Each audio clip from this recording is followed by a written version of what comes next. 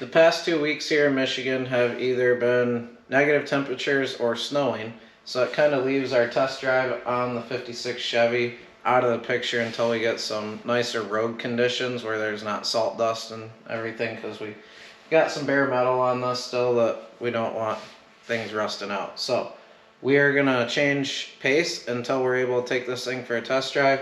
We're gonna work on a little truck that my dad's been building for a couple of years now for my mom, and we'll show you that here in just a minute.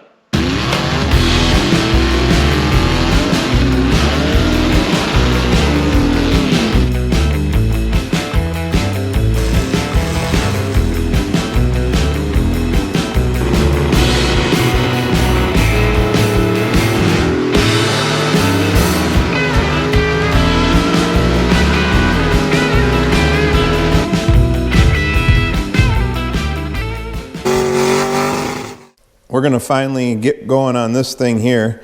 This, kind of give a little bit of a back history on it. It started out, I was at work one day and I was just thumbing through Craigslist back before Marketplace was even available.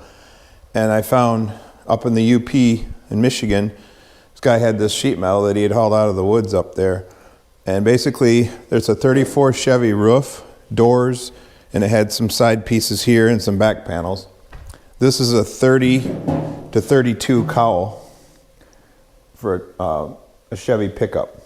And this thing was like narrower than the roof and stuff, so I ended up having to cut the roof and shrink it down. These doors were super long, big tall windows in them, and they were wider. Cut them this way.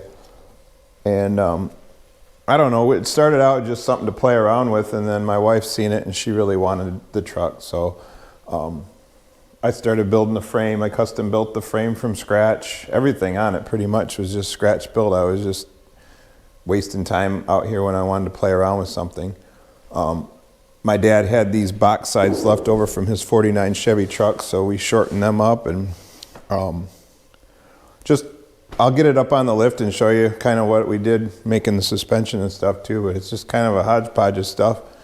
Wasn't really ever supposed to be anything, and then she's seen it and really wants it now, so we're just going to get it together and make it a cool thing just to drive around town in.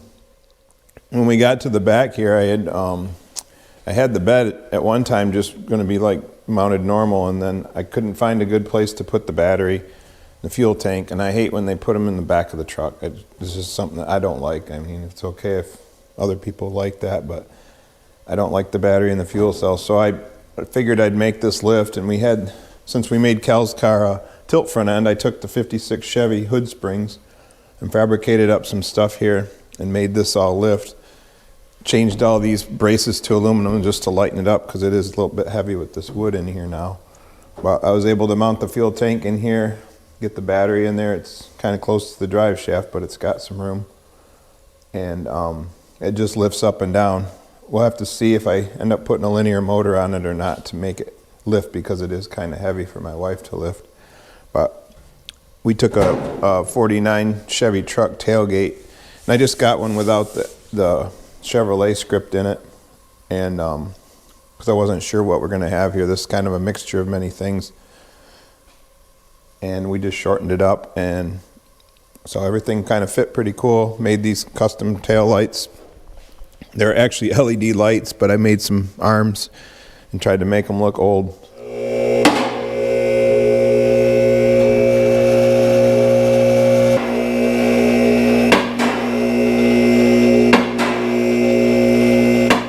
I kind of started with wanting the idea of a very traditional hot rod, so I like the monoleaf spring like that, and even though I used a more modern rear end, I think it kind of looks cool. This I just had laying around, and the width was good, so I used it. It's out of a ZR2 S10, has the disc brakes on it, and the 373 gear with a posi 8.5-inch ring gear, so it's a nice, in case I put some decent power to it, it won't be a problem with that. And then I just bought some DOM tubing, got some Hymens here and threaded them. I made all these brackets, made all the shock brackets, made these spring hanger mounts. Yeah, it was a lot of time put into just making stuff, but I could have bought some of this stuff, but it was just fun to make everything. And like I said, it wasn't really ever planned out going to be a done car, I guess, but now it's going to be. We're going to get busy on it on this show, and hopefully we'll get this thing running even maybe by the spring, along with the 56. So we got some big goals here, but I did a lot of work behind the scenes already on this thing, so it's just finishing it up. We've got to take it all back apart and weld the whole chassis. All this stuff needs finish welded. It was just all tacked together and mocked up, so we're going to get busy, and hopefully we'll get this thing on the floor today. I would like to get the cab off it and the bed and get the frame ready to be stripped down so we can get it welded up and painted. Well, you heard him. He's got a lot of work already put into this. We've got a lot of welding we need to do to the frame so that we can start assembling this car and get it to one running vehicle eventually. So we're gonna start tearing this car down just to bare frame, and we'll set the frame up and hopefully be welding it for next episode.